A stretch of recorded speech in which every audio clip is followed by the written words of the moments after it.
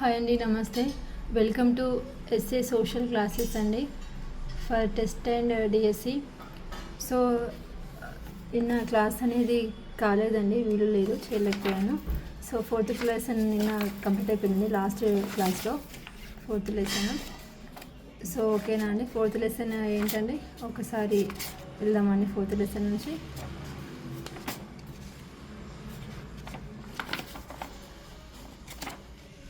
ఓకేనండి, రాజనీతి భావనలు 4th చాప్టర్. సో ఇక్కడ దాని యొక్క పరిచయం, శాసనం, అదేవిధంగా అర్థ వివరణ, నిర్వచనాలు, జాన్ ఎరిక్సన్, టిఈ హాలండ్, గ్రోషియర్, జాన్ సాల్మండ్, వుడ్రో విల్సన్. శాసనం అధికారాలు. ఓకే, శాసనం అధికారాలు దాంట్లో మూలాధారాలు ఉన్నాయండి. ఇందులో ఆచారాలు, శాస్త్రీయ వ్యాఖ్యానాలు, మతం, న్యాయస్థానాల తీర్పులు, సమత, శాసన సభలు మొదలైనవి అవేనండి ఇక్కడ. తర్వాత ఇక్కడ ఇక్కడ శాసన వర్గీకరణ దాంట్లో మళ్ళీ మనకి టైప్స్ ఉన్నాయండి. జాతీయ శాసనం, అంతర్జాతీయ శాసనంగా డివైడ్ అయిపోయింది. సో ఇక్కడ మళ్ళీ తిరిగి జాతీయ శాసనం 2 రకాలు అండి, పబ్లిక్ శాసనం, ప్రైవేట్ శాసనం. అదేవిధంగా మళ్ళీ పబ్లిక్ శాసనం వచ్చేసి 3 టైప్స్: రాజ్యాంగ శాసనం, పరిపాలక శాసనం, సాధారణ శాసనంగా విభజించడం జరిగింది. నెక్స్ట్ ఇక్కడ మళ్ళీ ప్రైవేట్ శాసనం అండి, అందులో ఉంది. నెక్స్ట్ అంతర్జాతీయ శాసనం, దీంట్లో కామన్ లా అనేది మెయిన్ అండి. తర్వాత సమన్యాయ పాలన, తర్వాత స్వేచ్ఛ అర్థ వివరణ, నిర్వచనాలు, తర్వాత స్వేచ్ఛ యొక్క లక్షణాలు, తర్వాత స్వేచ్ఛ యొక్క రకాలు మనకి జాతీయ సహజ స్వేచ్ఛ, పౌర స్వేచ్ఛ, రాజకీయ స్వేచ్ఛ, ఆర్థిక స్వేచ్ఛ, జాతీయ స్వేచ్ఛ ఇవ్వండి. తర్వాత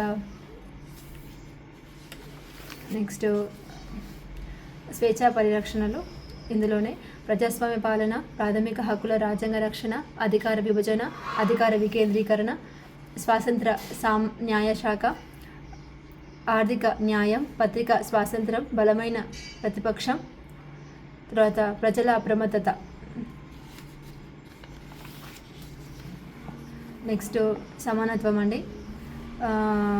సమానత్వం యొక్క అర్థం, సమానత లక్షణాలు, సమానత్వం హక్కులను సాధించటం, సమానత్వం ఆధునిక భావన, సామాజిక మార్పులకు సమానత్వం, సామాజిక న్యాయం, స్వేచ్ఛ, సామాజిక ప్రత్యేక ప్రజా ప్రయోజనంపై ఆధారపడుతుంది, సమానత్వం సంపూర్ణ సమానత్వాన్ని సూచించదు, సమానత్వం రకాలు, సహజ సమానత్వం, పౌర చట్ట సమానత్వం, రాజకీయ సమానత్వం. తర్వాత సాంఘిక సమానత్వం, ఆర్థిక సమానత్వం, అంతర్జాతీయ సమానత్వం. నెక్స్ట్ న్యాయ అర్థ వివరణ, నిర్వచనాలు. నెక్స్ట్ న్యాయానికి సంబంధించి ప్రధాన భావనలు.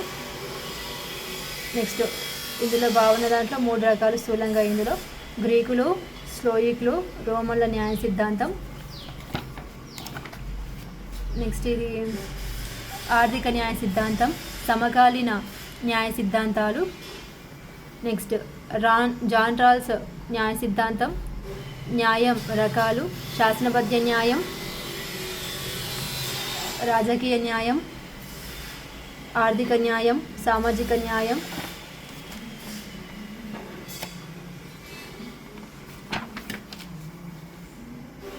నెక్స్ట్ శక్తి, అధికారం, శక్తి స్వభావం, ఆవశ్యకత, శక్తి అధికారం, శక్తి వివిధ రూపాలు, రాజకీయ శక్తి, సాంకేతిక శక్తి, ఆర్థిక శక్తి, సైద్ధాంతికపరమైన శక్తి, జాతీయ శక్తి, వివిధ రకాల శక్తి దృక్కోణం. అందులో మళ్ళీ కొన్ని విధంగా ఉన్నాయని, అనేక రకాలుగా ఉన్నాయి ఇక్కడ. శ్రేష్ఠవర్గ దృక్కోణం, సమూహ దృక్కోణం, 2 టైప్స్ అండి. 2 types, 3rd one, 4th one, 5th. 5 దృక్కోణాలు ఉన్నాయండి ఇక్కడ మనకి. లింగ సంబంధ దృక్కోణం, వర్గపర దృక్కోణం, ఆధునిక దృక్కోణం. సో ఇదండి 5th క్లాస్, 4th క్లాస్. ఈరోజు 5th క్లాస్ అండి. రాజనీతి భావాజాలాలు 5th అండి. ఇందులో ఫస్ట్ వన్ వ్యక్తిశ్రేయవాదం, ఉదారవాదం, సామ్యవాదం, శాస్త్రీయ సామ్యవాదం, మార్కిజం, గాంధీయిజం, మౌలిక భావాలు. ఓకేనా అండి. ఫస్ట్ వన్ పరిచయం. ఒక భావాజాలం కొన్ని ఆలోచనల ఆశయాల సమూహారంగా ఏర్పడి రాజకీయ సిద్ధాంతానికి లేదా రాజ్య విధానానికి మూలాధారంగా నిలబడుతుంది. రాజకీయ భావజాలాలైన ఉదారవాదం, సామ్యవాదం, కమ్యూనిజం, గాంధీయిజం ఈ 4 ఏంటంటే రాజకీయ భావజాలాలు లాంటివి రాజ స్వభావాన్ని, దాని విధాన నిర్ణయాలను మూల్యాంకనం చేయడానికి దోహదపడతాయి. రాజకీయ యొక్క స్వభావం ఏ విధంగా ఉంది, అవునా, రాజ్యం యొక్క స్వభావం, దాని నిర్ణయాలు ఏ విధంగా మూల్యాంకనం చేయడానికి ఇవి 4 కూడా ఉపయోగపడతాయి. అంతేకాకుండా సమాజానికి వ్యక్తికి గల సంబంధాలను సైతం వివరిస్తుంది. సో వీటితో పాటు నెక్స్ట్ దేనికి ఇక్కడ రాజ్యంతో పాటు సమాజానికి వ్యక్తికి గల సంబంధాలను సైతం వివరిస్తుంది. ఉదారవాదం భావజాలం వ్యక్తి స్వేచ్ఛను గురించి తెలియజేస్తూ వ్యక్తుల స్వేచ్ఛ స్వాతంత్రాలపై రాజ్యం జోక్యం చేసుకోవడాన్ని నిలువరిస్తుంది. ఓకేనా అండి. ఇక్కడ సామ్యవాదం సమాజంలో వ్యక్తులందరూ సమానత్వాన్ని కలిగి ఉండాలని కోరుకుంటుంది. గాంధీయిజం నిరపేక్ష నైతికవాదాన్ని సమర్థించి సత్యాగ్రహం, అహింస సూత్రాల ఆధారంగా రాజకీయాలను నిర్మించాలని పేర్కొంటుంది. ఇక్కడ మనకి ఉదారవాదం ఏం చేస్తుంది, ఇక్కడ వ్యక్తి స్వేచ్ఛలను గురించి తెలియజేస్తూ వ్యక్తుల స్వేచ్ఛా స్వాతంత్రాలపై రాజ్యం జోక్యం చేసుకోవడాన్ని నిలవరిస్తుంది. సామ్యవాదం ఏం చేస్తుంది, సమాజంలో వ్యక్తులందరూ సమానత్వాన్ని కలిగి ఉండాలని కోరుకుంటుంది. గాంధీజం ఏం చేస్తుంది, నిరపేక్ష నైతికవాదాన్ని సమర్థించి సత్యాగ్రహం, అహింస సూత్రాల ఆధారంగా రాజకీయాలను నిర్మించాలని పేర్కొంటుంది. ఓకేనా అండి. నెక్స్ట్ వ్యక్తి శ్రేయోవాదం. అర్థం, వ్యక్తి శ్రేయోవాదం ప్రకారం రాజ్యం వ్యక్తుల వ్యక్తిగత విషయాలకు సంబంధించి వారి అభిష్టానికే వదిలేయాలంటుంది.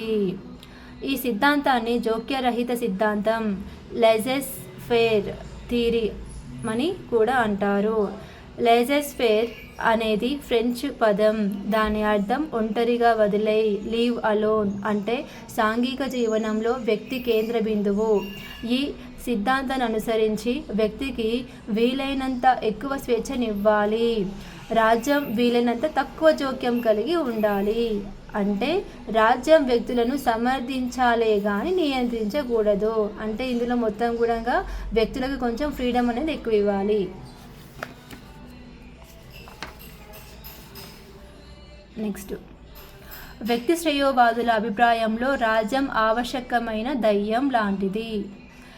రాజ్యం ఎందుకు అవసరం అంటే వ్యక్తులను హింస నుంచి, మోసాల నుంచి కాపాడడానికి అవసరమని వ్యక్తి శ్రేయోవాదుల అభిప్రాయం. ఇది ఎందుకు దయ్యం లాంటిదంటే వ్యక్తుల స్వాతంత్రాన్ని అడ్డుకుంటుంది కాబట్టి. అందువల్ల వ్యక్తుల వ్యక్తిగత విషయంలో ఎంత తక్కువగా జోక్యం చేసుకుంటే అంత మంచిది.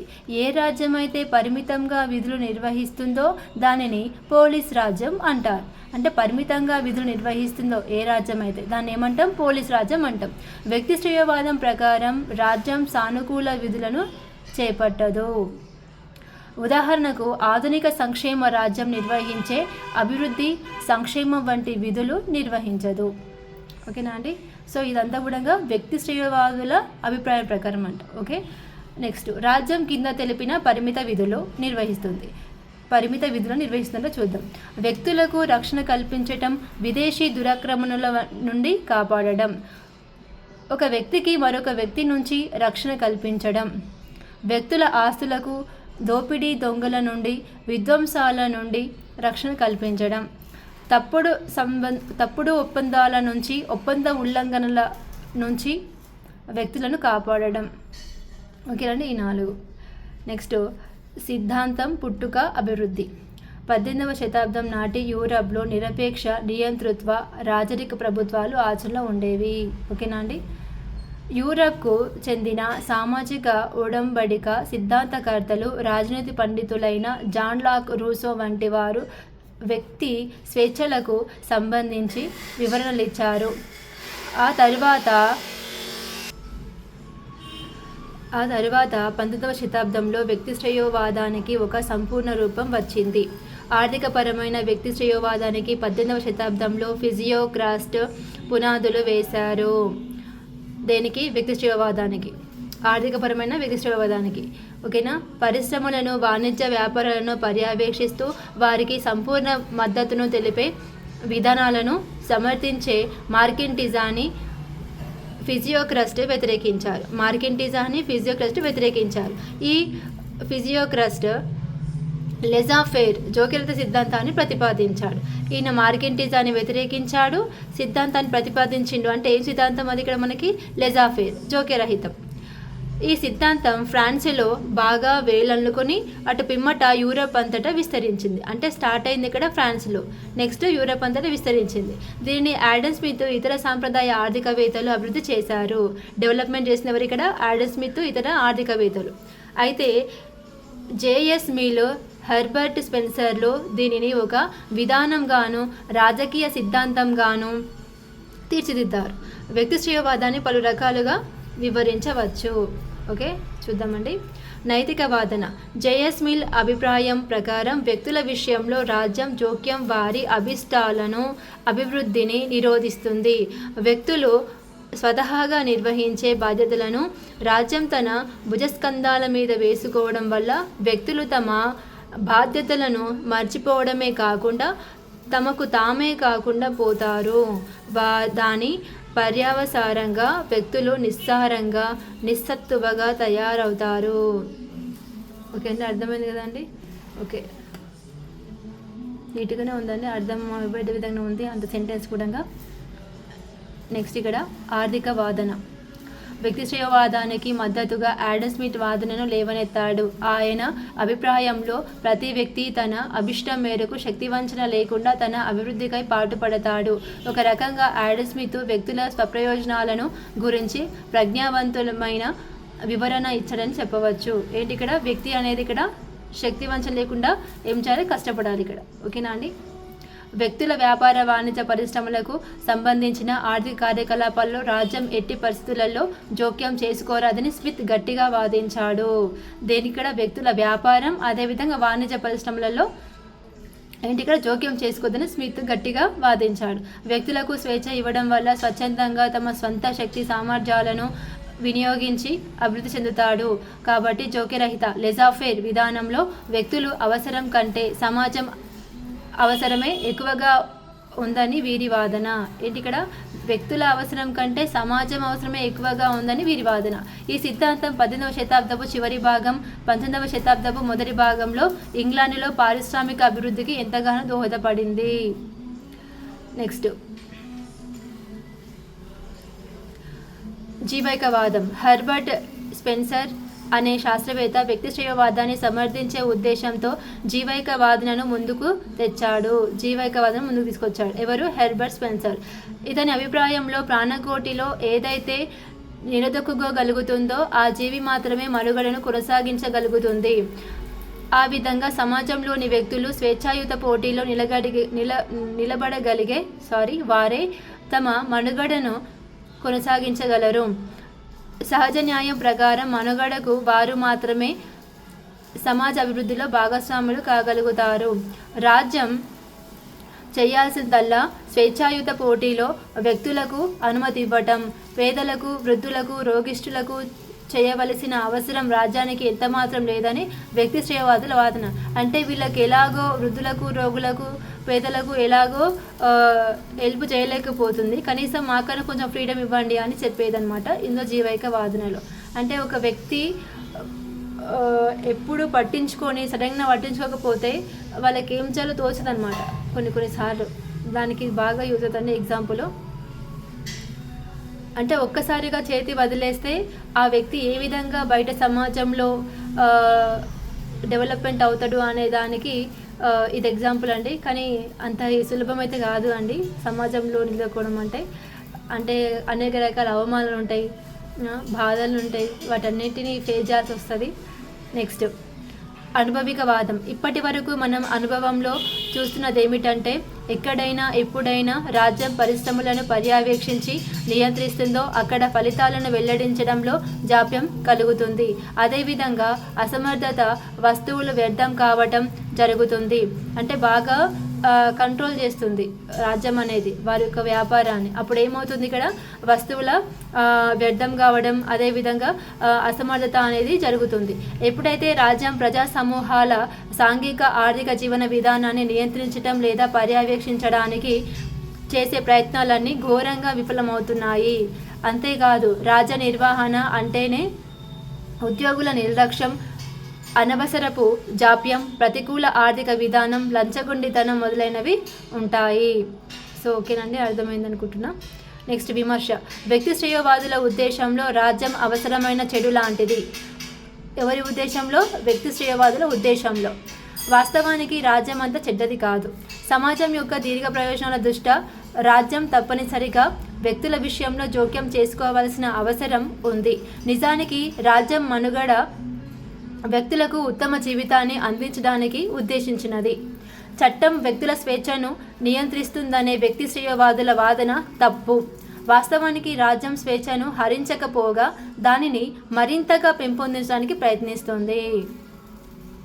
శక్తి సామర్థ్యాలున్నవాడే నిలదొక్కుకోగలడని, బలవంతులదే మనుగడ అనే వ్యక్తి శ్రేయోవాదుల వాదన అమానవీయమైనది, అనైతికమైనది. ఈ సిద్ధాంతం ప్రకారం బలహీనుడు, వృద్ధులు, పిల్లలు, స్త్రీలు, అనారోగ్య పీడితులు మొదలైన వారికి బ్రతికే హక్కు ఉండదు. అంతకు మించి వ్యక్తి శ్రేయోవాదం దుబారా ఖర్చులను, వ్యర్థాన్ని పెంచుతుంది. పారిశ్రామిక ఉత్పత్తులు సమాజం అవసరం దృష్ట్యా కాకుండా వ్యక్తిగత ప్రయోజనాల కోసం ఉత్పత్తి చేయబడతాయి. ఓకేనా అండి. నెక్స్ట్ ముగింపండి. వ్యక్తి శ్రేయోవాదుల వ్యక్తుల అభివృద్ధి కోసం పాటుపడతారు. స్వచ్ఛందంగా, యథేచ్ఛగా వ్యక్తులు తమ అభిప్రాయాలను వ్యక్తపరచడానికి తమకై తామే శ్రమించే అవకాశాన్ని కల్పించింది వ్యక్తి శ్రేయోవాదం.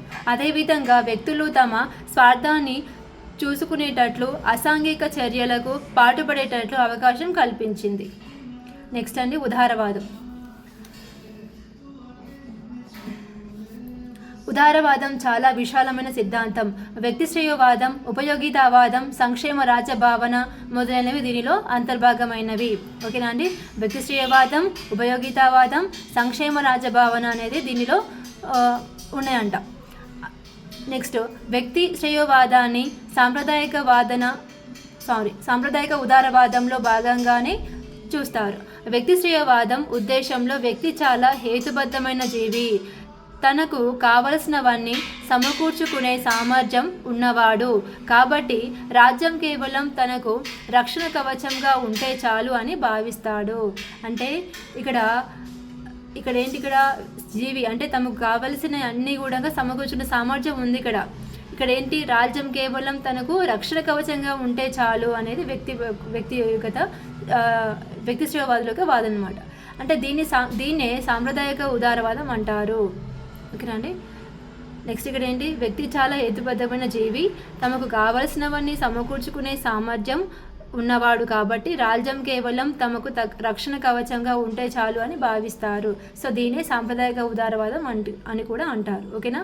నెక్స్ట్, జేఎస్ మిల్ తీర్చిదిద్దిన ఉపయోగితావాదాన్ని జెర్మ్ బెంథమ్ అభివృద్ధిపరిచారు. ఓకేనా. జేఎస్ మిల్ ఉపయోగితవాదాన్ని ఏమంటారు ఇక్కడ, తీర్చిదిద్దాడనమాట. సో ఆయన స్టార్ట్ చేసిండు. సో జెర్మ్ బెంథమ్ ఏం చేసిండు, డెవలప్మెంట్ చేసిండు. ఓకేనా అండి.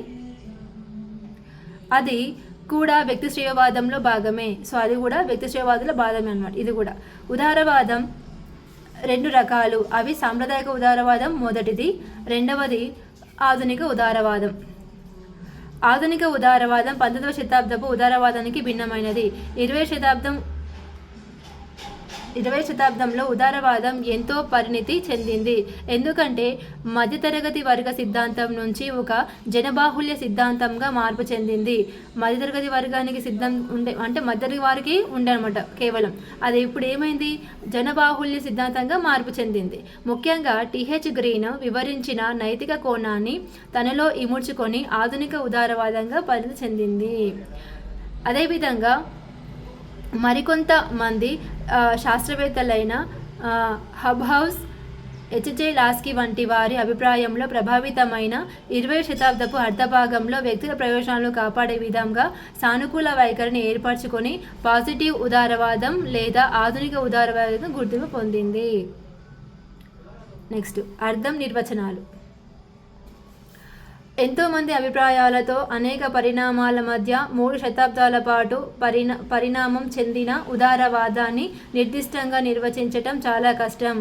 సాంప్రదాయిక వైఖరి ప్రకారం ఉదారవాదం వ్యక్తి స్వేచ్ఛలను కాపాడటం, ప్రజాస్వామిక సంస్థల స్థాపన, స్వేచ్ఛ ఆర్థిక విధానం లక్షణాలను కలిగి ఉండేది.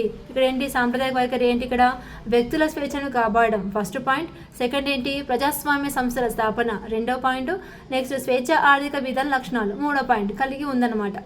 ఆధునిక ఉదారవాదం ప్రకారం వ్యక్తి వికాసానికి కావలసినంత రక్షణను కల్పిస్తూ సానుకూల వైఖరి కలిగి ఉంది.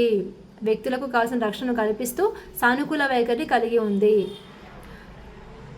హెబ్స్టర్ నిఘంటు ప్రకారం వ్యక్తుల హక్కులను, స్వేచ్ఛలను రాజకీయ, ఆర్థిక, ఉద్యోగస్వామ్య ఆధిపత్యాల నుంచి కాపాడే సిద్ధాంతమే ఉదారవాదం. మరో విధంగా చెప్పాలంటే ప్రభుత్వాన్ని ప్రగతిశీలమైన వ్యవస్థగా తీర్చిదిద్దడానికి కావలసిన సైద్ధాంతిక భూమికయే ఉదారవాద సిద్ధాంతం. ఓకేనా అండి? అంటే వ్యక్తులకు కావాల్సిన హక్కులను, స్వేచ్ఛను, రాజకీయ, ఆర్థిక, ఉద్యోగస్వామ్య ఆధిపత్యాలను కాపాడే సిద్ధాంతమే ఉదారవాదం. నెక్స్ట్ మౌలిక అంశాలు. వ్యక్తి సహేతుకమైన జీవి, సమాజ శ్రేయస్సుకు కావలసినంత సహాయ సహకారం అందివ్వగలడు, అదేవిధంగా తన అభివృద్ధికి పెంచుకోగలడు. వ్యక్తి పుట్టుకతోనే కొన్ని సహజ హక్కులను కలిగి ఉన్నాడు. వాటిని ఏ అధికారం శక్తి తొలగించలేదు. ఏ అధిక శక్తి కూడా దాన్ని తొలగించలేదు అన్నమాట. ఓకే, నెక్స్ట్ వ్యక్తి యొక్క వ్యక్తిగత ప్రయోజనాలకు, సమిష్టి ప్రయోజనాలకు మధ్య ఎటువంటి వైరుధ్యం లేదు. ఓకేనా అండి? వ్యక్తి ప్రయోజనాలకు, సమిష్టి ప్రయోజనాలకు ఎటువంటి వైరుధ్యం లేదు. నిజానికి పలు రకాల వ్యక్తి ప్రయోజనాలను సమన్వయం చేయడం వల్లనే సమిష్టి ప్రయోజనాలు ఏర్పడతాయి. నెక్స్ట్ పౌర సమాజం, రాజ్యం వ్యక్తుల ద్వారా నిర్మితమైన యాంత్రికమైన సంస్థలు. ఏంటి ఇక్కడ? పౌర సమాజం అనేది రాజ్యం వ్యక్తుల ద్వారా నిర్మితమైన యాంత్రికమైన సంస్థలు. అవి సమిష్టి ప్రయోజనాలను కాపాడతాయి. ఉదారవాదం ప్రకారం స్వేచ్ఛ, సమానత్వం, న్యాయం, ప్రజాస్వామ్యం వ్యక్తుల సామూహిక జీవనానికి ఎంతో అవసరమైనది. ఉదారవాదం వ్యక్తులు పౌర స్వేచ్ఛలను కాపాడుతుంది. వాటిని పెంపొందించడానికి కావలసిన వాతావరణాన్ని ఏర్పరుస్తుంది. ఉదారవాదం వ్యక్తులు తమ సమ్మతి మేరకు వ్యక్తులతో కానీ సంస్థలతో కానీ ఒప్పందాలు కుదుర్చుకోవడానికి అవకాశం కల్పిస్తుంది. ఉదారవాదం సమాజంలోని వివిధ సమూహాల సమిష్టి ప్రయోజనాలను పరిగణలోనికి తీసుకొని ప్రభుత్వ విధానాలను రూపొందించాలని ఆశిస్తుంది. ఓకే అండి? సమూహాల సమిష్టి ప్రయోజనాలను పరిగణలోనికి తీసుకొని ప్రభుత్వ విధానాలు రూపొందించాలని ఆశిస్తుంది. ఏది ఏమైనప్పటికీ ఉదారవాదం మార్కెట్ సమాజాన్ని కోరుకుంటుంది. ఉదారవాదం దేని కొరకు? ఇక్కడ మార్కెట్ సమాజాన్ని కోరుకుంటుంది. రాజ్యం వ్యక్తుల ఆస్తులకు, ఒప్పందాలకు కనీసపు సేవలు అందివ్వనివ్వటం తన వంతు బాధ్యతను నెరవేరుస్తుంది. ఉదారవాదం వ్యక్తి ప్రయోజనాలను లక్ష్యంగాను వాటిని కాపాడడానికి కావలసిన సాధనంగాను రాజ్యం గుర్తిస్తుంది. రాజ్యం యొక్క నిరపేక్ష అధికారాన్ని ఉదారవాదం వ్యతిరేకిస్తుంది. అంటే ఇక్కడ నిరపేక్ష అధికారాన్ని, అంటే రాజ్యం యొక్క నిరపేక్ష అధికారాన్ని ఉదారవాదం అనేది వ్యతిరేకిస్తుంది. ఉదారవాదం. ఓకేనా? నెక్స్ట్ నయా ఉదారవాదం. నయా ఉదారవాదాన్ని ఒక రకంగా సమకాలీన సాంప్రదాయ ఉదారవాదంగా చెప్పవచ్చు. సమకాలీన సాంప్రదాయ ఉదారవాదంగా చెప్పవచ్చు నయా ఉదారవాదాన్ని.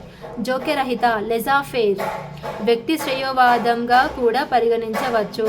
ఇది సంక్షేమ రాజ్యాన్ని కోరుకుంటుంది. వ్యక్తులు ఆర్థిక కార్యకలాపం మీద ఎటువంటి నియంత్రణలు ఉండకూడదంటుంది. ఏంటి ఇక్కడ? వ్యక్తుల ఆర్థిక కార్యకలాపం పైన ఎటువంటి నియంత్రణలు ఉండకూడదంటుంది. నయా ఉదారవాదాన్ని ముఖ్యంగా క్రింద పేర్కొన్న శాస్త్రవేత్తలు ప్రతిపాదించారు.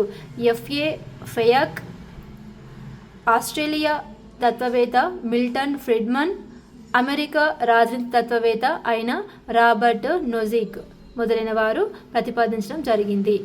సామ్యవాదం అండి. నెక్స్ట్ ఉదారవాదం అయిపోయింది, నయా ఉదారవాదం అయిపోయింది. ఇప్పుడు సామ్యవాదం. రాజనీతి శాస్త్రంలో సామ్యవాదం చాలా ప్రాముఖ్యత కలిగిన సిద్ధాంతముగా పరిగణించబడింది. ఈ సిద్ధాంతం వ్యక్తిగత ప్రయోజనాలను కాపాడే పెట్టుబడిదారీ ఆర్థిక విధానానికి వ్యతిరేకంగా ప్రతిపాదించడమైనది. దేనికిది? వ్యక్తిగత ప్రయోజనాలు కాపాడే పెట్టుబడిదారీ ఆర్థిక విధానానికి వ్యతిరేకంగా. అంటే ఇక్కడ వ్యక్తిగత ప్రయోజనాలను ఏం చేస్తుంది? కాపాడుతుంది. అదేవిధంగా పెట్టుబడిదారీ ఆర్థిక విధానాన్ని వ్యతిరేకిస్తుంది.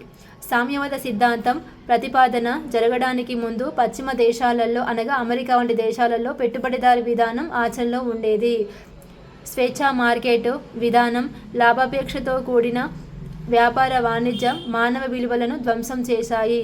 దీని పర్యానుసారంగా పేదరికం, ఆకలి, దారిద్ర్యం పెచ్చరిల్లి అన్ని రకాల అసమానతలు ఏర్పడ్డాయి. ఈ నేపథ్యంలో సామ్యవాదం సమాజానికి అవసరమైన ప్రజాభిష్టమైన సిద్ధాంతంగా ముందుకొచ్చింది. ఈ సిద్ధాంతం ప్రకారం వ్యక్తుల స్వేచ్ఛ, స్వాతంత్రాలను, సమానత్వాన్ని కాపాడడానికి అంతిమంగా విప్లవం సంభవించక తప్పదు. ఓకేనా అండి? వ్యక్తుల స్వేచ్ఛ, స్వాతంత్రాలను, సమానత్వాన్ని కాపాడడానికి చివరాఖరున ఏం కావాలి? ఇక్కడ యుద్ధం అనేది జరుగుతుంది. నెక్స్ట్ అండి, 19వ శతాబ్దపు మొదటి దశలో Robert Owen, Saint Simon, Charles Fourier. ఎవరు ఇక్కడ? Robert Owen, Saint Simon, Charles Fourier లాంటి వారు సామ్యవాద భావాలను వ్యాపింపజేశారు. సామ్యవాద భావాలను వ్యాపించి తెలిసింది ఎవరు ఇక్కడ? Robert Owen, Saint Simon, Charles Fourier. 19వ శతాబ్దపు అర్ధభాగంలో కారల్ మార్క్స్, ఫెడరిక్ ఏంగెల్స్ 1848వ సంవత్సరంలో కమ్యూనిస్టు మేనిఫెస్టోను రచించి సామ్యవాద భావజాలాన్ని విశ్వవ్యాప్తం చేశాడు. వీరిరువురు సామాజిక భౌతిక పరిస్థితులను ఆధారం చేసుకొని చరిత్రను వివరిస్తూ సామాజిక పరిణామక్రమం ఏ విధంగా మార్పు చెందుతూ వస్తుందో పేర్కొన్నారు. సామాజిక భౌతిక పరిస్థితులను ఆధారంగా చేసుకొని ఏం చేసి ఇక్కడ చరిత్రను వివరిస్తూ సామాజిక పరిణామక్రమం ఏ విధంగా మార్పు చెందిందో పేర్కొన్నారు. దీన్ని వారు గతితార్కిక చారిత్రక భౌతికవాదంగా అభివర్ణించారు. మిగులు విలువ, వర్గ పోరాటం, శ్రామిక నియంతృత్వం లాంటి భావనలను వారు వివరించారు. వీరిరువురు అంతిమంగా విప్లవం సంభవించి వర్గరహిత, రాజ్యరహిత వ్యవస్థ ఏర్పడన్నారు. ఓకేనా అండి? అంటే గతితార్కిక అంటే మార్పు చెందుతూనే ఉంటుంది అనమాట, చేంజెస్ జరుగుతూనే ఉంటాయి. అయితే సామ్యవాదం అనేక రూపాలుగా పరిగణించబడుతుంది. ఉదాహరణకు సామ్యవాదాన్ని syndicalism, guild socialism, Fabian socialism, democratic socialism, collective socialism మొదలైన పేర్లతో పిలుస్తారు. పేదరిక నిర్మూలన, దోపిడీని తొలగించడం, ఉత్పత్తి సామాజిక పర్యవేక్షణలో జరగడం, పరిశుభ్రతకు పాటించడం, జాతీయ సంపదను పెంపొందించడం వంటివి సామ్యవాద సిద్ధాంతం సూత్రాలుగా చెప్పవచ్చు. ఏంటి దీని సూత్రాలు? ఇక్కడ ఉత్పత్తి, ఇక్కడ చూడండి, పేదరిక నిర్మూలన, దోపిడీని తొలగించడం ఫస్ట్ పాయింట్. ఉత్పత్తి సామాజిక పర్యవేక్షణలో జరగాలి. ఉత్పత్తి అనేది సామాజిక పర్యవేక్షణ జరగాలి. సెకండ్ పాయింట్, పరిశుభ్రతను పాటించడం. థర్డ్ పాయింట్, జాతీయ సంపదను పెంపొందించడం వంటివి సామ్యవాద సిద్ధాంతం యొక్క సూత్రాలు. ఫోర్త్ పాయింట్, ఒక్క మాటలో చెప్పాలంటే అన్ని రకాల సామ్యవాదాలు సమాజ స్థాపనే ధ్యేయంగా ఉన్నాయని భావించాలి. అయితే అంతిమ లక్ష్యాన్ని సాధించడానికి ఒక్కొక్క సిద్ధాంతం ఒక్కొక్క మార్గాన్ని, దృక్పథాన్ని ఎంచుకున్నాయి. ఓకేనండి? అది నెక్స్ట్ అర్థం, నిర్వచనాలు. సామ్యవాదాన్ని అనేక మంది అనేక రకాలుగా నిర్వచించారు. అందువల్ల దీనికి నిర్దిష్టమైన నిర్వచనం ఇవ్వటం సాధ్యం కాదు. కొంతమంది రచయితలు సామ్యవాదం ఒక రాజకీయ ఉద్యమంగా, శ్రామిక వర్గ ప్రయోజనాలను కాపాడే లక్ష్యాన్ని ఎన్నుకున్న సిద్ధాంతం అన్నారు. మరికొంతమంది సమాజంలోని వనరులను, ఉత్పత్తి వస్తువులను ప్రజలందరికీ సమానంగా పంపిణీ చేయాలని చెప్పే సిద్ధాంతం అన్నారు. ఇంకొంతమంది స్వేచ్ఛ, సమానత్వం, న్యాయం వంటి సూత్రాలను అందరికీ సమానంగా వర్తింపజేయాలని లక్ష్యం గల సిద్ధాంతంగా వర్ణించారు. ఓకేనా అండి? నెక్స్ట్ ఈఎం బర్న్స్ ఏం చెప్పిన? సామ్యవాదం అనగా ప్రైవేట్ ఆస్తిని రద్దు చేసి సమిష్టి యాజమాన్యం అంగీకరించి ప్రజలందరి ప్రయోజనాలు కాపాడాలి అని నిర్వచించాడు. నెక్స్ట్ రాబర్ట్ బ్లాండ్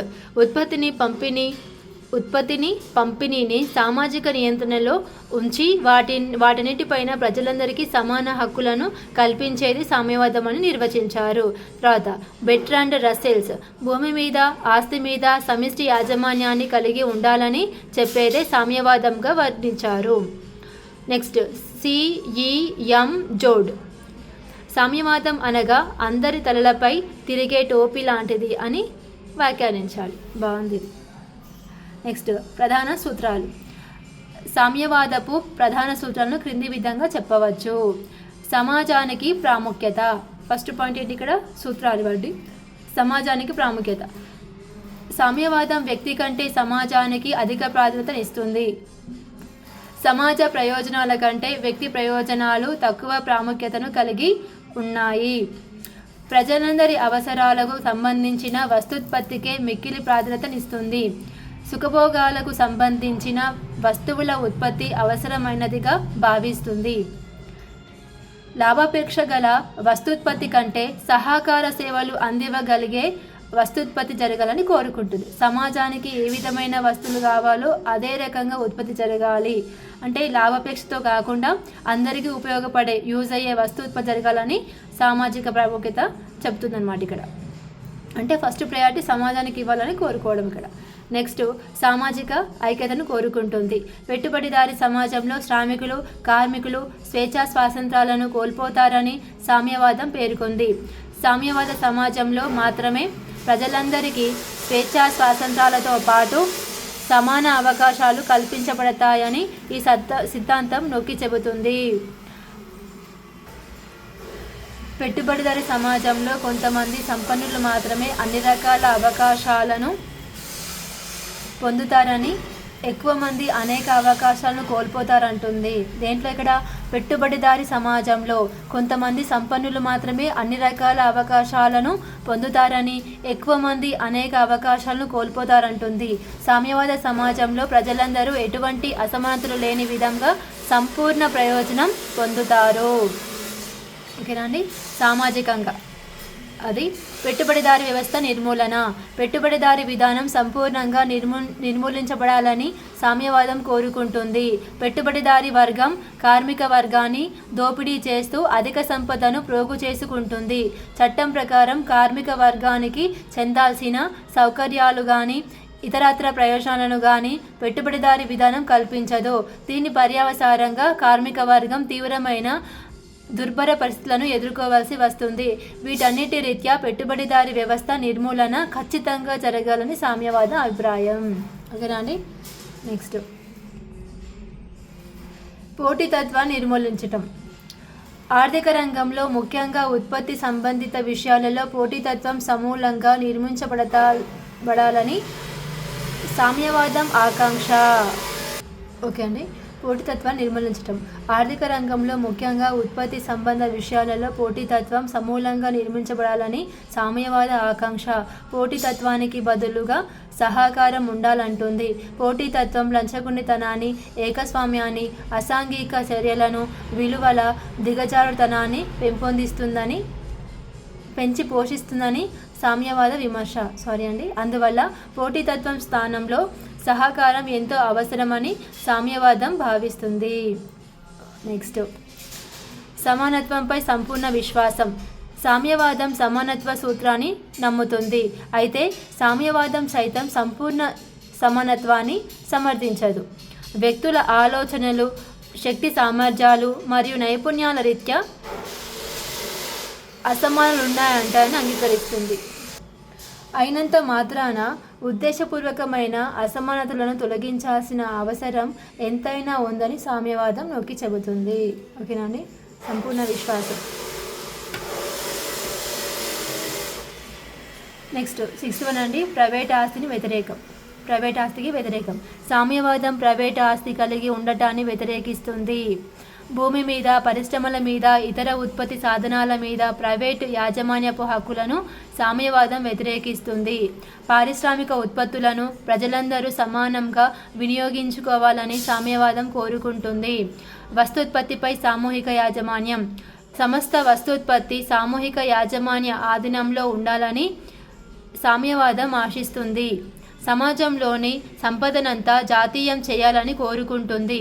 ప్రైవేట్ ఆస్తి సంపాదన అంటే దొంగతనంగా కూడగట్టుకుంటుందనేది చెబుతుంది. దీన్ని తొలగించడానికి పరిశ్రమల మీద, మైనింగ్ల మీద సమిష్టి యాజమాన్యం ఉండాలంటుంది. కేంద్రీకృత ప్రణాళిక వ్యవస్థ ఉండాలి. కేంద్రీకృత ప్రణాళిక వ్యవస్థ సమగ్ర అభివృద్ధికి ఎంతో దోహదం చేస్తుందని సామ్యవాద భావన. శీఘ్ర ఆర్థికాభివృద్ధికి సాధించడానికి ప్రణాళిక వ్యవస్థే పట్టుకొమ్మ వంటిది అని చెబుతుంది. ప్రణాళిక వ్యవస్థ పట్టుకొమ్మ వంటిదని చెబుతుంది. సామ్యవాదం లోపాలు. సామ్యవాదం ఎంతో ఉపయోగకరమైన సిద్ధాంతమైన దాంట్లో కొన్ని లోపాలున్నాయి. వాటిని ఈ క్రింది విధంగా చెప్పవచ్చు. సామ్యవాదం సిద్ధాంతం వ్యక్తికి గల సృజనాత్మకత శక్తిని అణచివేస్తుంది. ఉత్పత్తి విధానంలో వ్యక్తి పాత్రను తక్కువ చేసి చూపుతుంది. కొన్ని సామ్యవాద సూత్రాలు ఆచరణ సాధ్యం కానివి. ఉదాహరణకు ఆర్థిక అసమానతలు తొలగించటం, సాంఘిక వివక్షతలు, సమిష్టి యాజమాన్యం, ప్రైవేట్ ఆస్తి మొదలగునవి. సామ్యవాదం వ్యక్తుల వ్యక్తిగత స్వేచ్ఛ స్వాతంత్రాలను నిరాకరిస్తుంది. సమాజానికి అధిక ప్రాధాన్యతనిచ్చి వ్యక్తికి తక్కువ ప్రాధాన్యత ఇస్తుంది.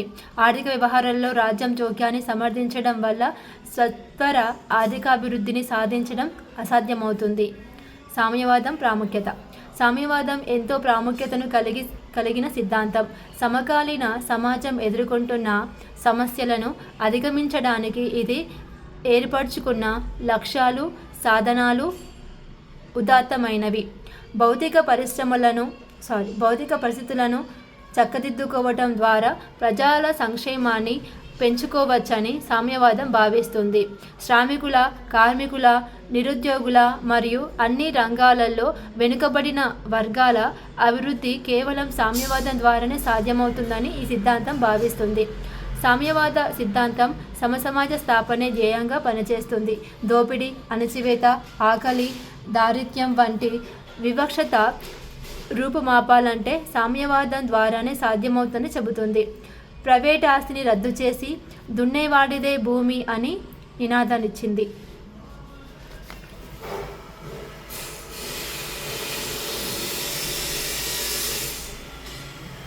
సామ్యవాద భావాలు భారత రాజకీయాలలో అమలు చేయబడ్డాయి. రాజ్యాంగ పీఠికలోని అనేక అంశాలలో సామ్యవాదం ఒకటి. ఒక రకంగా చెప్పాలంటే పెట్టుబడిదారీ ఆర్థిక వ్యవస్థలైన అమెరికా, బ్రిటన్, ఫ్రాన్స్, జపాన్ లాంటి దేశాలు సామ్యవాద సిద్ధాంతాల ద్వారా ఎంతో స్ఫూర్తిని పొందాయి. సామ్యవాదం రకాలు. సామ్యవాదం ఒకే సిద్ధాంతమైన అది ఏర్పరచుకున్న దృక్పథం, మార్గాలను బట్టి వివిధ రకాలుగా పరిగణిస్తారు. కొంతమంది శాంతియుత మార్గం ద్వారా సామ్యవాదాన్ని సాధించాలంటే, మరికొంతమంది హింసపూరిత విప్లవం ద్వారానే సాధ్యపడుతుందని భావించారు. కొంతమంది కూడా శాంతియుతంగా సాధించడం అనుకుంటారు. మరికొంతమంది కూడా హింసపూరిత విప్లవం ద్వారానే సాధ్యపడుతుందని భావించారు. ఏది ఏమైనప్పటికీ సామ్యవాదాన్ని కింద విధంగా వర్గీకరించి వివిధ రకాలుగా చెప్పవచ్చు. శాస్త్రీయ సామ్యవాదం, మార్కిజం, సమిష్టివాదం, ఫెజియన్ సామ్యవాదం, సిండికలిజం, గిల్డ్ సామ్యవాదం. వీటన్నింటిలో మార్కిజం పేరు పొందిన శాస్త్రీయ సామ్యవాదం గురించి తెలుసుకుందాం. ఓకేనా అండి. శాస్త్రీయ సామ్యవాదం, మార్కిజం. ప్రధాన సూత్రాలు. గతితార్కిక భౌతికవాదం రెండు పదాల కలయిక. గతితార్కికం, భౌతికవాదం. ఓకేనా అండి. గతితార్కికం అనే పదం కొన్ని భావనల రూపం. ఇది మేధోపరమైన చర్చలో మూలాధారంగా నిలబడతాయి. భౌతికవాదం అనే పదం సంఘటన భౌతిక రూపం. అంటే గతితార్కిక భావనల ఆధారంగా యథార్థ సంఘటనల ద్వారా సమాజం ఏ విధంగా మార్పు చెందుతుందో వివరించే సైద్ధాంతిక విశ్లేషణనే గతితార్కిక భౌతికవాదం అంటారు. అంటే ఎప్పటికప్పుడు చేంజ్ అవుతూ ఉంటుందన్నమాట. ఓకేనా అండి. నెక్స్ట్, గతితార్కిక భౌతికవాదంలో ముందుగా వాదాన్ని ప్రతిపాదించి దానికి విరుద్ధంగా ప్రతివాదాన్ని సృష్టించి వీటి మధ్య సంఘర్షణ ఫలితంగా సంవాదం ఏర్పడుతుంది. అయితే సంవాదం కూడా సంపూర్ణమైనది కాదు. దానిలో కూడా కొన్ని లోపాలుంటాయి. వాటిని సంస్కరించుకోవడానికి దానిలో నుంచి వాదం ఏర్పడి మళ్ళీ ప్రతివాదం సృష్టించబడి సంఘర్షణకు లోనై తిరిగి సంవాదం ఏర్పడుతుంది. ఒక దిగ్విషయంలో ఎటువంటి లోపాలు లేనంత వరకు ఇటువంటి సంఘర్షణలు జరుగుతూనే ఉంటాయి. అంతిమంగా సహేతుకమైన ఉత్పత్తి ప్రక్రియ ఏర్పడుతుంది. ఈ మొత్తం ప్రక్రియను కారల్ మార్క్స్ గతితార్కిక భౌతికవాదం అన్నాడు. ఇలా అండి. నెక్స్ట్ చారిత్రక భౌతికవాదం. ప్రతి చారిత్రక దశలో సాంఘిక సంబంధాలు, ఆర్థిక అంశాలు పునాదుల మీద ఏర్పడ్డాయి. ఉత్పత్తి సాధనాల మీద ఆధిపత్యం కలిగిన వారు యజమానులుగా లేదా ఆధిపత్య వర్గంగా, ఉత్పత్తి సాధనాలు తమ చేతిలో లేని ఇతర వర్గాలు ఆధిపత్యం వర్గం చేతిలో అణచివేతకు గురయ్యి శ్రామిక వర్గంగా ఉంటుంది. ఓకేనా అండి. శ్రామిక వర్గం ఎప్పుడు కూడా అణచివేయబడుతుంది. ఎవరు? యజమానుల చేతులు. అయితే మార్క్స్ ఏంగెల్స్ చరిత్రలోని ప్రతి దశలో ఉత్పత్తి సాధనాల మీద ఆధిపత్యం ఉన్నటువంటి వర్గం, ఆధిపత్యం లేని వర్గం అనే 2 వర్గాలు ఉంటాయి అని భావించారు. మార్క్స్ ఏంగెల్స్ చరిత్ర 4 ప్రధాన దశలను దాటిందని అభిప్రాయపడ్డారు. అవి ఆదిమ కమ్యూనిస్టు దశ. 4 దశలండి. ఫస్ట్ వన్ ఏంటి? ఆదిమ కమ్యూనిస్టు దశ. ఈ దశలో ఉత్పత్తి సాధనాలు సమూహాల సమిష్టి యాజమాన్యంలో ఉండేవి. ఆదిమానవుల కాలంలో ఏ విధంగా ఉండేవి? ఇవన్నీ కూడా సమిష్టి యాజమాన్యంలో అంటే ఉత్పత్తి అనేది జరిగేది. అందులో పిల్లలు, పెద్దలు, మహిళలు అందరూ కూడా పాల్గొనేవారు సమిష్టిగా. ఓకేనా? అదనమాట. బానిస సమాజాల దశ. ఈ దశలో ఉత్పత్తి సాధనాలు యాజమాన్యం అనగా మాస్టర్స్ వర్గం చేతిలో ఉండగా ఎక్కువ మంది బానిసలు ఉత్పత్తి శ్రామికులు. మధ్యయుగాల నాటి భాగస్వామ్య వ్యవస్థ దశ. ఈ దశలో ఉత్పత్తి సాధనాలన్నీ భూస్వామ్య వర్గం చేతిలో ఉండగా వస్తు ఉత్పత్తి చేసేవారు వ్యవసాయ శ్రామిక వర్గం. ఆధునిక పెట్టుబడిదారీ వ్యవస్థ దశ. ఈ దశలో ఉత్పత్తి సాధనాలన్నీ పెట్టుబడిదారుల చేతిలో ఉంటే ఉత్పత్తి చేయడంలో పారిశ్రామికుల కార్మికులు భాగస్వామ్యం కలిగి ఉండేవారు. ఓకేనా అండి. 4 దశలు ఇవన్నీ కూడా. అయితే ప్రతి దశలో ఉత్పత్తి ప్రక్రియ ఆ దశలోని ఆర్థిక వ్యవస్థ లక్షణం మీద ఆధారపడి ఉంటుంది. ఈ విధంగా ప్రతి దశలోని భౌతిక పరిస్థితులే సమాజపు మార్పునకు పునాదులవుతాయి. అందువల్ల అన్ని రకాల సాంఘిక, రాజకీయ, మేధోపరమైన సంబంధాలు, అదేవిధంగా మత, న్యాయపరమైన వ్యవస్థలో సంభవించే గుణాత్మక మార్పులు సమాజపు చారిత్రక దశను నిర్ధారిస్తాయని మార్క్సిజం లేదా శాస్త్రీయ సామ్యవాదం వివరిస్తుంది. నెక్స్ట్ మిగులు విలువ. కారల్ మార్క్స్ మిగులు విలువ సిద్ధాంతాన్ని డేవిడ్ రికార్డో బాటక సిద్ధాంతం ఆధారంగా ప్రతిపాదించారు. డేవిడ్ రికార్డోనేమో బాటక సిద్ధాంతం, కారల్ మార్క్స్ ఏమో మిగులు విలువ సిద్ధాంతంగా ప్రతిపాదించారు. మిగులు విలువ సిద్ధాంతంలో శ్రామికుల వల్ల యాజమాన్యానికి అదనపు ఆదాయం వస్తుంది. అయితే ఈ అదనపు ఆదాయంలో శ్రామికులకు ఎటువంటి వాటా ఉండదు. దీన్నే మిగులు విలువ సిద్ధాంతం అంటారు. యజమాన్యానికి వచ్చే లాభాలలో ఎట్లాగో ఎక్కువనే వస్తుంది అనుకో లాభాలు. సో లాభాలు అనేటివి యజమానులు తీసుకుంటే కానీ శ్రామికులకైతే ఇస్తారా అండి? ఇవ్వరు. వాళ్ళకి ఎలాంటి వాటా అనేది కూడా ఉండదన్నమాట. నాకు తెలిసిన వాళ్ళకి ఇంకా జీతం ఇచ్చడే ఎక్కువ. పెట్టుబడిదారీ వ్యవస్థ విధ్వంసం, యాజమాన్యం వారు. ఓకేనా? దీని ఏదో అనుకోకండి మళ్ళీ. పెట్టుబడిదారీ వ్యవస్థ విధ్వంసం. కారల్ మార్క్స్ అభిప్రాయంలో మిగులు విలువ రూపంలో పెట్టుబడి అంతా మదింపబడి అది తిరిగి పెట్టుబడిగా మారి మరింత అదనపు లాభాలను సంపాదించడానికి అవకాశం ఏర్పడుతుంది. ఏంటి ఇక్కడ? మిగులు విలువ రూపంలో పెట్టుబడి అంతా పోగుపడుతుంది. అదంతా మళ్ళీ ఏం చేస్తాడు? మళ్ళీ అధిక లాభాలు పెడతాడు, పెట్టుబడిగా పెట్టి మళ్ళీ లాభాలు సంపాదిస్తాడు. సో ఇదే కదా జరిగేది. ఇదే విధంగా పెట్టుబడిదారీ సమాజంలో కొంతమంది అంటే ఉత్పత్తి సాధనాలైన యాజమాన్యం కలిగిన వారు అధిక సంపదను పొంది శ్రామిక, కార్మిక వర్గాలను దోపిడీ చేస్తారు. ఉత్పత్తి సాధనాలైన యాజమాన్యం అంటే ఉత్పత్తి చేయడానికి అన్ని రకాలుగా వాళ్ళకి యంత్రాలు ఉంటాయి, సాధనాలు ఉంటాయి. సో నెక్స్ట్ వాళ్ళకి ఇంకేం కావాలి? వాటితో పాటుగా శ్రామికులు, కార్మికులు కూడా దోపిడీ చేస్తారు. ఓకేనా?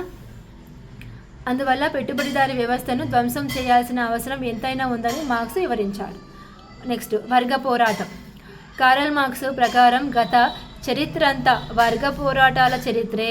ప్రతి దశల్లో దోపిడీకి గురయ్యే వర్గానికి మధ్య నిరంతరం వర్గ పోరాటం జరిగిందని, ప్రతి దశలో దీని మీద ధనికుడు, పేదవాడు లేదా దోపిడీ చేసేవాడు, దోపిడీకి గురయ్యేవాడు అనే రెండు వర్గాలు సమాజంలో ఉంటాయి. ఈ రెండు వర్గాలు ఒకదానిపై ఒకటి శత్రు వైఖరిని కలిగి ఉంటాయని కార్ల్ మార్క్స్ భావిస్తాడు. అంతిమంగా పెట్టుబడిదారీ వ్యవస్థలో ప్రాథమిక యాజమానులు, పారిశ్రామిక కార్మికుల మధ్య వర్గ పోరాటం జరిగి చివరకు పెట్టుబడిదారీ వర్గం అంతరించి శ్రామిక నియంతృత్వం ఏర్పడుతుందని మార్క్స్ వివరించాడు. నెక్స్ట్, శ్రామిక నియంతృత్వం గతంలోని అన్ని దశలలో సంభవించిన విప్లవం కంటే పెట్టుబడిదారీ ఆర్థిక వ్యవస్థ దశలో జరిగే వర్గ పోరాటం భిన్నమైనది. ఈ దశలో జరిగే విప్లవ పోరాటంలో సమాజంలోని సమస్త ప్రజలు పారిశ్రామిక కార్మిక వర్గం మార్గదర్శకత్వంలో విప్లవాన్ని విజయవంతం చేస్తారని మార్క్స్ పేర్కొన్నారు. ఈ దశలోని వర్గ పోరాటం అంతమైన తరువాత మరో విధమైన పోరాటం జరపవలసిన అవసరం ఉందని, ఇదే అంతిమ పోరాటమని పేర్కొన్నాడు. ఎందుకంటే ప్రైవేట్ ఆస్తిని రద్దు చేయడం జరిగి సంపూర్ణంగా శ్రామికుల చేతిలోకి అధికారం వస్తుంది.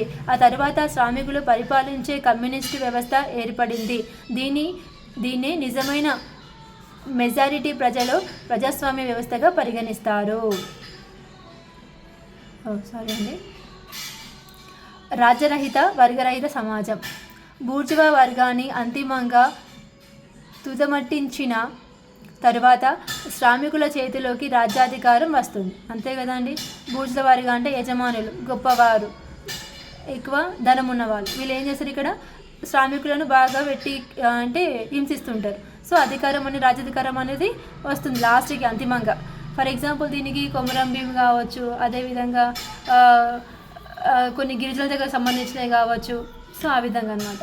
ప్రతి కౌంటర్ విప్లవం జరిపేంత వరకు రాజ్యం తనంతట తానే చిక్కి శల్యమై అంతరించిపోయి రాజ్యరహిత వర్గరహిత సమాజంగా ఏర్పడుతుంది. ఈ సమాజాన్ని కమ్యూనిస్టుల వ్యవస్థగా లేదా సమాజంగా పిలుస్తారు. వర్గరహిత రాజ్యరహిత సమాజంలో ప్రజలందరూ ఒకరికొకరు అన్నట్లుగా సమానంగా పరిగణించబడతారు. దీనికి ఇంకోటి మన ఫ్రీడమ్ కూడా చెప్పుకోవచ్చండి. ఓకేనా. బ్రిటిష్ వాళ్ళ చేతుల్లో అణచివేతకు గురై చివరికి వస్తే మన ఫ్రీడమ్ అనేది మనం తీసుకొచ్చుకున్నాం కదండి. సో ఆ విధంగా. ఎగ్జాంపుల్, విమర్శ. మార్క్సిజం అనేక విమర్శలకు గురైంది. వాటిని కింది విధంగా తెలుసుకుందాం. ఓకేనండి. కార్ల్ మార్క్స్ తన చారిత్రక భౌతికవాదంలో చరిత్రను 4 దశలుగా వర్గీకరించారు. ఈ వర్గీకరణ ఏకపక్షమైంది, ఎందుకంటే చరిత్ర అనేక దశలను పరిణామాలతో కలగలిసి ఉంటుంది. కాబట్టి కార్ల్ మార్క్స్ వర్గీకరణ అందరికీ ఆమోదయోగ్యం కాదు. మార్క్స్ అభిప్రాయం ప్రకారం సమాజం గతితార్కిక ప్రక్రియల ద్వారా వాద ప్రతివాద సంవాదంగా మార్పు చెందుతుంది. అదేవిధంగా అన్ని వైరుధ్యాలు అంతరించిపోయిన వర్గరహిత సమాజం ఏర్పడుతుందనేది ఆచరణ సాధ్యం కానిది. కార్ల్ మార్క్స్ ఉత్పత్తి సాధనాల వల్ల మాత్రమే మతంలో, రాజకీయాల్లో, న్యాయ వ్యవస్థల్లో మార్పులు సంభవిస్తున్నాయన్నాడు. అయితే విమర్శకులు అటువంటి మార్పులు యాంత్రికంగా జరగవని అభిప్రాయపడ్డారు. కార్ల్ మార్క్స్ ప్రకారం సమాజాలు కేవలం గతితార్కికంగానే మారుతాయనే భావన వాస్తవం కాదంటూ విమర్శకులు చెప్తున్నారు. ఏంటి ఇక్కడ? కార్ల్ మార్క్స్ ప్రకారం సమాజాలు కేవలం గతితార్కికంగానే మారుతాయనే భావన వాస్తవం కాదంటున్నారు విమర్శకులు. మార్క్సిజం కేవలం పారిశ్రామికంగా అభివృద్ధి చెందిన దేశాలకు మాత్రమే వర్తిస్తుంది. ఇక్కడేంటి? అభివృద్ధి చెందిన డెవలప్డ్ అయిన కంట్రీస్లోనే ఇది వర్తిస్తుందని చెప్తున్నారు. అన్ని రంగాలలో వెనుకబడిన దేశాలకు ఇది వర్తించదు. కాబట్టి అనుసరణీయంగా కాని సిద్ధాంతం అని విమర్శకుల భావన. మార్క్స్ ప్రకారం సమాజంలో అన్ని రకాల వైరుధ్యాలను కేవలం ఆర్థిక కారకాలే మూలమని అభిప్రాయాన్ని విమర్శకులు అంగీకరించారు. వైరుధ్యాలను, వైషమ్యాలకు ఆర్థికేతర కారణాలుంటాయని విమర్శకుల అభిప్రాయం. కార్ల్ మార్క్స్ మిగులు విలువ సిద్ధాంతం కేవలం శ్రామికుల శ్రమకోణంలోనే వివరించడం జరిగింది. వాస్తవానికి శ్రామికుల శ్రమతో పాటు యాజమానుల శక్తి సామర్థ్యాలను, ప్రయత్నాలను వాటిని పరిగణలోనికి తీసుకోలేదు. ముఖ్యంగా భూమి, పెట్టుబడి, యంత్రాలు, యజమాని ప్రయత్నాలు మొదలైన పూర్తిగా విస్మరించారు అని విమర్శకుల భావన.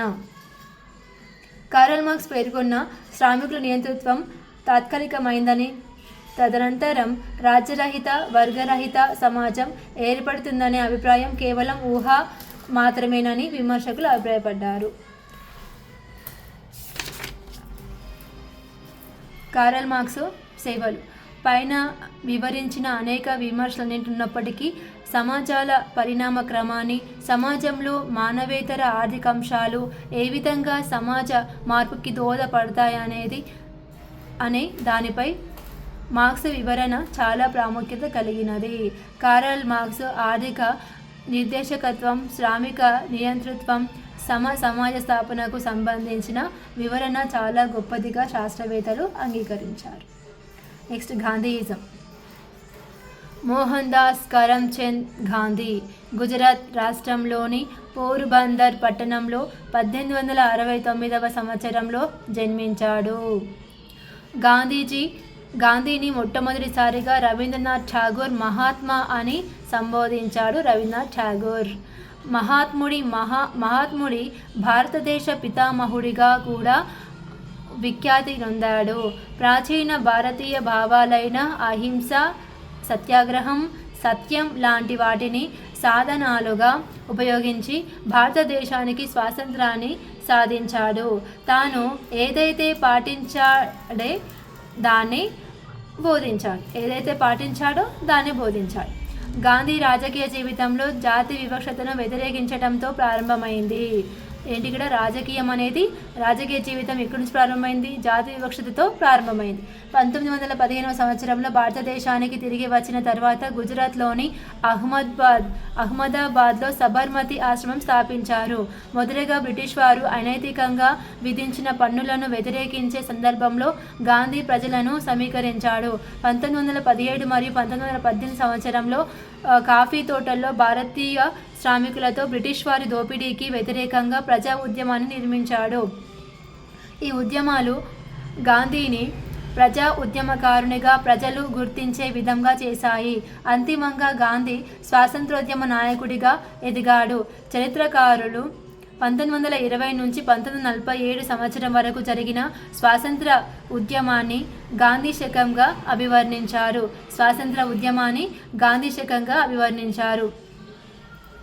గాంధీ రచనలు: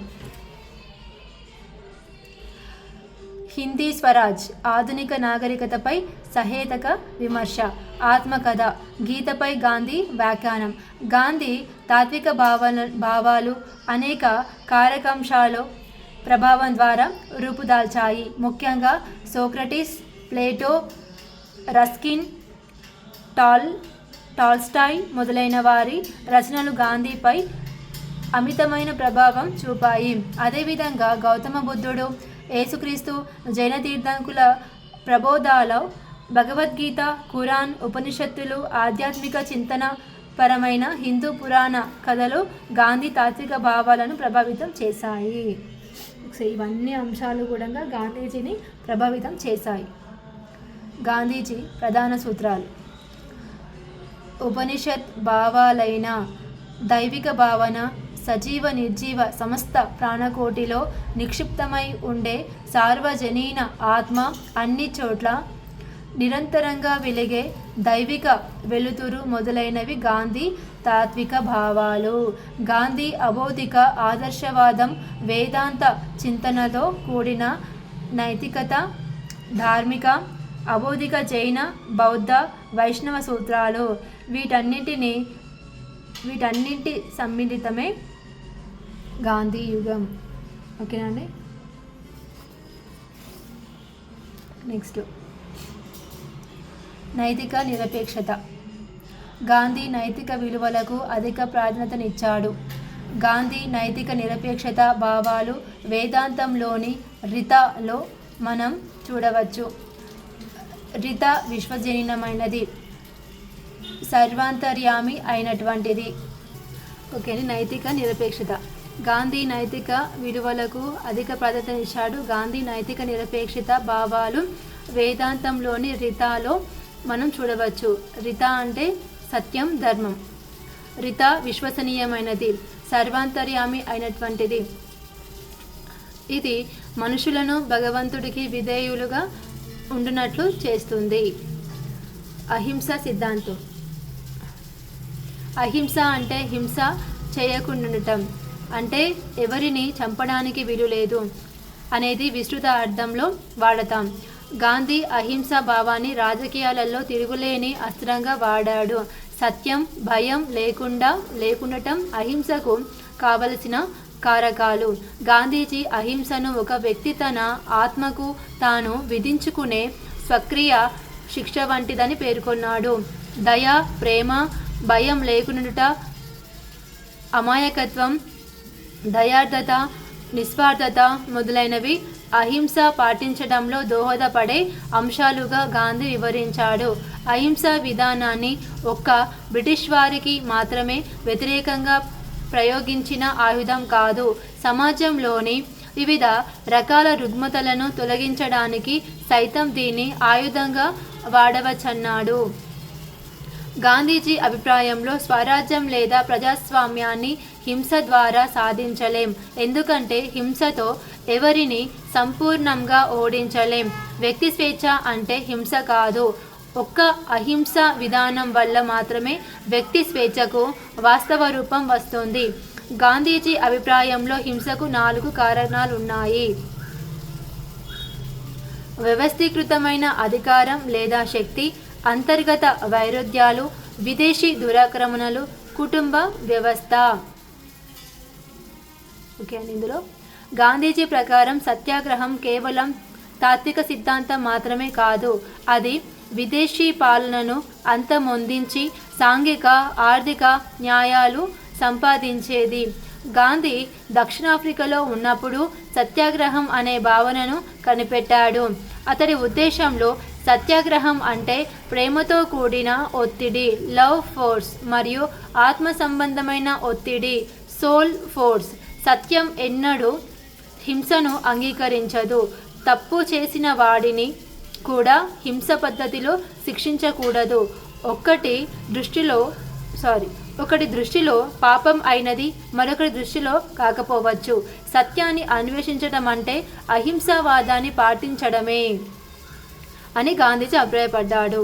ఒక వ్యక్తికి సంబంధించి అసత్యం, అన్యాయం అనే భావనలను తొలగించడానికి తనకు తాను క్షోభను అనుభవించే విధంగా చేయడం ద్వారా మార్పును తీసుకురావాలని, సత్యాగ్రహం అంటే తప్పు చేసిన వాడిని క్షోభపెట్టడం కాదు, దాన్ని వ్యతిరేకించేవాడు క్షోభపడి ఎదుటివాడిలో మార్పు తీసుకురావడం అని గాంధీజీ అభిప్రాయం. సత్యాగ్రహంపై రాజకీయపరమైన నమ్మకం. రాజకీయంగా సత్యాగ్రహం 3 సూత్రాల మీద ఆధారపడి ఉంది.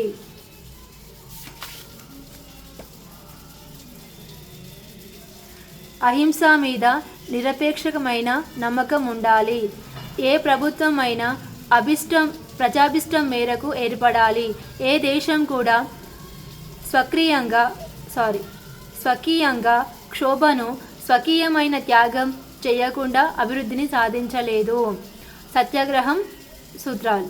నిజమైన సత్యాగ్రహి క్రింద సూత్రాలను పాటించాల్సి ఉంటుంది. సత్యం అంటే అబద్ధమాడకుండుట, ఇది దైవికమైనది. చెడు చట్టాలను అహింసా పద్ధతుల ద్వారా ప్రతిఘటించాలి. అహింస అంటే హింస చేయకుండటం, ప్రేమతో జీవితాంతం బ్రతకటం. సత్యాగ్రహి జీవితాంతం బ్రహ్మచర్యం పాటించటం. స్త్రీలు కానీ పురుషులు కానీ ఇతరుల పట్ల చెడు దృష్టిని కలిగి ఉండకూడదు. అవసరమైన దానికంటే ఎక్కువగా భుజించకూడదు. దొంగతనం చెయ్యరాదు. ప్రతి వ్యక్తి తన శ్రమ మీదనే ఆధారపడి జీవించాలి. విదేశీ వస్తువులను కొనుగోలు చేయడం కానీ ధరించడం కానీ చేయరాదు. ప్రతి వ్యక్తి భయం లేని జీవితాన్ని గడపాలి. అంటరానితనాన్ని పాటించరాదు. మతపరమైన సహనం ఉండాలి. సత్యాగ్రహం వివిధ రూపాలు: శాసనోల్లంఘనం, అహింస, భారత నిరసన, హర్తాల్, హిజరత్. ఈ సూత్రాలను పాటించడం ద్వారా విదేశీ పాలన, పలు రకాల అన్యాయాల నుంచి దేశాన్ని, మనల్ని మనం కాపాడుకోగలుగుతాం.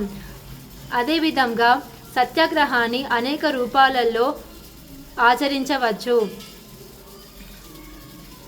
సహాయ నిరాకరణ అనేది పరోక్షమైన, చాలా చిన్నదైన నిరసన. శాసనోల్లంఘనం తీవ్రమైన నిరసన. దీన్ని వ్యక్తిగతంగా కానీ సామూహికంగా తెలియజేయవచ్చు. హర్తాల్, హిజరత్ మరో రకమైన సత్యాగ్రహ నిరసన రూపాలు. సత్యాగ్రహం పద్ధతులు కూడా పలు రకాలు. నిరాహార దీక్ష అనేది నిరసన తెలిపే తీవ్రమైన పద్ధతి. మతం, రాజకీయాలు. గాంధీజీ నైతిక భావాలను తరచుగా వ్యక్తపరచడం చూడవచ్చు. గాంధీజీ అభిప్రాయంలో మతం లేని రాజకీయాలు ప్రభుత్వాన్ని, రాజ్యాన్ని, వాటి స్థాయిని తగ్గిస్తాయి.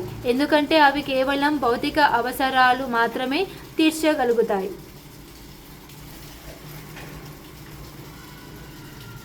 గాంధీజీ ఉద్దేశంలో అధికారం, నైతికత రెండూ సమాంతరంగా రాజకీయాలలో ఉపయోగించబడాలి. అందుకే గాంధీజీ మానవత, మతం, నైతికతను, స్థైర్యాన్ని పెంచినాయన్నాడు. రాజకీయ కార్యక్రమం కూడా వ్యక్తుల సాంఘిక, నైతిక స్థాయిలను పెంచుతాయన్నాడు. మనిషి జీవితం నుంచి రాజకీయాలను కానీ మతాన్ని కానీ విడదీయలేమన్నాడు. గాంధీజీ ఉద్దేశంలో మతం అంటే గుడ్డిగా మత విశ్వాసాలను నమ్మటం కాదు, నైతిక విలువలతో మత విశ్వాసాన్ని సమన్వయం చేసుకోవటంగా పేర్కొన్నాడు. ఏ మతమైనా ఏకపక్ష విధానాన్ని సమర్థించకూడదు. అయితే గాంధీజీ ఎన్నడూ రాజ్యపరమైన మతాన్ని సమర్థించలేదు. ఆయన ఉద్దేశంలో మతం అనేది సమాజంలోని అన్ని రుగ్మతలను తొలగించేదిగా ఉండాలి. లక్ష్యాలు, సాధనలు. గాంధీజీ ఉద్దేశంలో సాధనాలు అనేవి ఉదాత్తమైనవి అయి ఉండాలి. అవి అనుకున్న లక్ష్యాలను సాధించేవిగా ఉండాలి.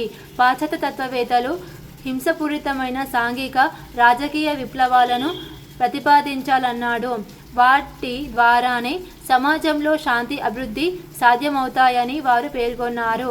అయితే ఒక్క టాల్స్టాయ్ మాత్రం హింసను వ్యతిరేకించి సార్వజనీన ప్రేమను ప్రతిపాదించాడు. ఎవరిక్కడ? టాల్స్టాయ్ ఏం చేసిన ఇక్కడ? హింసను వ్యతిరేకించి సార్వజనీన ప్రేమను ప్రతిపాదించాడు. గాంధీజీ, టాల్స్టాయ్ వీరిరువురు సాంఘిక, రాజకీయ లక్ష్యాలను సాధించడానికి ప్రేమ, కరుణ, దయ వంటి వాటిని ప్రతిపాదించారు. సాధనం అంటే విత్తనం లాంటిది, లక్ష్యం అంటే చెట్టు లాంటిది. ప్రస్తుతం మనం చేసేది ఏంటంటే ఇక్కడ విత్తనమే. మంచి విత్తనం నాటితే మంచిదైన చెట్టు పెరిగి మంచి ఫలాలను ఇస్తుంది అంటాడు గాంధీజీ. ఓకే. ధర్మకర్తృత్వం. గాంధీజీ అంతిమ రాజకీయ లక్ష్యం దేశంలో రామరాజ్యం ఏర్పాటు చేయటం, దాని ద్వారా ప్రజలందరికీ సంక్షేమం, సర్వోదయ కల్పించడం. రామరాజ్యం ఏర్పడిన సమాజంలోని వ్యక్తులు తమ ఆస్తిని, పరిశ్రమలను, భూమిని మరియు వ్యాపారాన్ని ధర్మకర్తృత్వంగానే పరిగణిస్తారు. ప్రతి వ్యక్తి తనకు ఎంత కావాలో అంతే ఉంచుకొని మిగిలిన దానంతా ఇతరులకు ఇచ్చివేయాలి. గాంధీజీ ధర్మకర్తృత్వం సిద్ధాంతాన్ని విప్లవ కమ్యూనిస్ట్ సిద్ధాంతానికి ప్రత్యామ్నాయాలుగా ప్రతిపాదించాడు. ఫస్ట్ ఇవ్వాలంటే ఉండాలి కదా, ఉన్నవాళ్ళు ఎలాగో ఇయ్యరు. ఏందో ముగింపు. సమాజాలు ఆధునిక సమాజాలుగా అవతరించడంతో సైద్ధాంతిక భావాచారాలు వేళ్ళనుకున్నాయి. వాటిలో ప్రధానంగా 16, 17 శతాబ్దాలలో వ్యక్తి శ్రేయోవాదం, 17, 18వ శతాబ్దాలలో ఉదారవాదం, 18, 19వ శతాబ్దాలలో సామ్యవాదం, 20వ శతాబ్దం ప్రారంభంలో గాంధీయిజం మొదలైనవి ప్రతిపాదించబడ్డాయి. వ్యక్తి శ్రేయోవాదం వ్యక్తికి అధిక ప్రాధాన్యతనిస్తూ రాజ్యం వ్యక్తుల అభివృద్ధి విషయంలో జోక్యం చేసుకోరాదని వివరించింది. అంతకుగాను లెజాఫేర్ జోక్యరహిత సూత్రాన్ని ముందుకు తీసుకొచ్చింది. కొంత కాలానికి రాజ్యం పరిమిత పాత్ర పోషించటం వల్ల వచ్చిన దుష్పరిణామాలను సరిదిద్దుకునే క్రమంలో ఉదారవాదం భావజాలం ముందుకొచ్చింది. వ్యక్తులకు గల అపరిమిత స్వేచ్ఛ స్వాతంత్రాలను పర్యవేక్షిస్తూ రాజ్యం వారి శ్రేయస్సు కోసం వ్యక్తుల విషయంలో పరిమితంగానైనా జోక్యం చేసుకోవాల్సిన అవసరాన్ని ఉదారవాదం గుర్తించి దానికి తగిన చర్యలు ప్రారంభించింది. అయితే వ్యక్తి శ్రేయోవాదం, ఉదారవాదం ఈ రెండింటి వల్ల సంపద అంతా కొద్దిమంది చేతుల్లో పేరుకుపోయి సమాజంలో అసమానతలు పెరిగిపోయాయి. అన్ని రంగాలపై ఆధిపత్య బూర్జువా వర్గాల పెత్తనం పెరిగింది. పర్యవసానంగా సమాజంలోని సమస్త సంపదను జాతీయం చేసి వర్గరహిత సమాజాన్ని నిర్మించి దోపిడీ బూర్జువా వర్గానికి సాధనంగా ఉపయోగపడుతుందని రాజ్యాన్ని సైతం రద్దు చేసి అంతిమంగా వర్గరహిత రాజ్యరహిత సమాజాన్ని ఏర్పరచడం సాధ్యమని సామ్యవాద సిద్ధాంతం ముఖ్య లక్షణం. వ్యక్తి శ్రేయోవాదం, ఉదారవాదం, సామ్యవాద సిద్ధాంతాలన్నీ పాశ్చాత్య దేశాలకు చెందినవి కాగా ప్రత్యేకంగా భారత సమాజంలో నెలకొని ఉన్న సాంఘిక, ఆర్థిక, రాజకీయ పరిస్థితుల నేపథ్యంలో గాంధీజీ సత్యాగ్రహం, అహింస, ట్రస్టీషిప్, సర్వోదయం వంటి సూత్రాలు ప్రతిపాదించి అరాచక ఆదర్శవాదాన్ని ప్రతిపాదించాడు. గాంధీజీ తాను నమ్మిన సిద్ధాంత ప్రతిపాదికన భారత స్వాతంత్రోద్యమాన్ని నడిపి జాతిపితగా ఖ్యాతి గడించాడు. సో థ్యాంక్ యూ అండి. Thank you for watching. Fifth lesson అయిపోయిందండి. Thank you so much.